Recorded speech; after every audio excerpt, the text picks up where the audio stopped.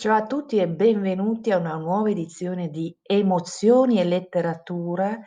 Oggi esploriamo l'emozione dell'amore con Gustave Flaubert. E come sapete in questo canale ci dedichiamo a esplorare le nostre emozioni con le grandi opere della letteratura. E appunto oggi parliamo proprio di una purezza delle emozioni. Credo che tutti noi sappiamo riconoscere quando il germoglio dell'emozione dell'amore esplode nella sua infinita bellezza, quando la purezza del sentimento che proviamo tocca altezze mai sentite. Ebbene, questo momento richiede attenzione, delicatezza, riservatezza per essere tutelata questa emozione. E questa stessa emozione, affinché diventi un sentimento più profondo, va tutelata, va protetta, va custodita come un gioiello prezioso. Per conservare questa purezza, questa verità dell'emozione, occorre appunto, capire poi quando è il momento di costruire, di far sedimentare questa luce del cuore affinché diventi un faro, un porto sicuro in mezzo alle tempeste della vita.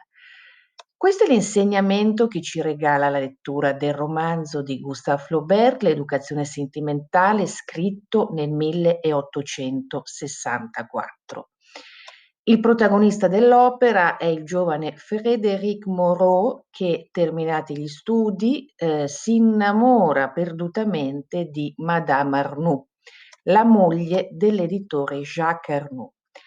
La situazione si complica quando conosce a una festa Rosanette, una donna di facili costumi, piena di debiti, di cui si innamora. Da quel momento in poi Frédéric vive un forte conflitto interiore, non sapendo quali dei due amori coltivare. Successivamente Rosanette morirà per stenti e malattia e il giovane, rassegnato a non poter vivere nemmeno con Madame Arnould, deluso un po' da tutto, abbandona Parigi e comincia a viaggiare senza meta. Al suo ritorno in città, dopo molti anni, incontrerà Madame Arnould che gli confesserà di essersi pentita e di non aver proseguito la loro relazione, lasciandogli in ricordo una ciocca di capelli. Cosa ci insegna questo romanzo? Un valore molto prezioso, non solo il saper riconoscere l'amore quando arriva, ma soprattutto saperlo conservare e costruire.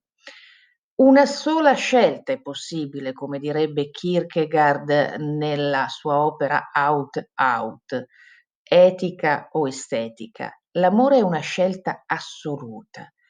Moreau nel momento della scelta è incerto e paga questa sua insicurezza, paga la sua paura, paga la sua incertezza e questo lo porta a un disastroso inquinamento della propria anima che inizia a confondere l'amore con la passione e quindi scende sempre più in basso, in modo inesorabile, allontanandosi da quell'unica vetta, quel momento in cui poteva scegliere con la purezza del cuore della sua anima. E vi leggo proprio un passo in cui, Frédéric Moreau si trova in questa scelta assoluta tra 2 cose, diciamo, tra 2 valori: l'amore o la passione effimera, e inizia a confonderli. Ma vediamo un po'. Madame Arnould la trovava di solito che insegnava a leggere al bambino o dietro lo sgabello di Marta intenta ai suoi esercizi di piano. Se stava lavorando di cucito, Federico era felice di poter raccogliere ogni tanto le sue forbici. Tutti i suoi gesti erano maestosi e tranquilli. Le sue piccole mani sembravano fatte per elargire elemosine, per asciugare le lacrime, e la sua voce, naturalmente un po' sorda, aveva intonazioni carezzevoli e la soavità di una brezza leggera. Non aveva grande trasporto per la letteratura, ma certe sue frasi brevi, penetranti, erano di uno spirito incantevole. Amava i viaggi, il rumore del vento fra gli alberi, le passeggiate a testa scoperta, sotto la pioggia. Federico ascoltava con delizia, credendo di scorgervi un principio di confidenza, d'abbandono. Frequentare quelle due donne metteva nella sua vita come due musiche diverse, una bizzarra, focosa, divertente, l'altra grave, quasi religiosa. Vibrando insieme crescevano di continuo e a poco si mescolavano. Bastava che Madame Arnoux lo sfiorasse con un dito e subito l'immagine dell'altra si presentava al suo desiderio, poiché pensava d'avere, da quel lato, prospettive meno remote.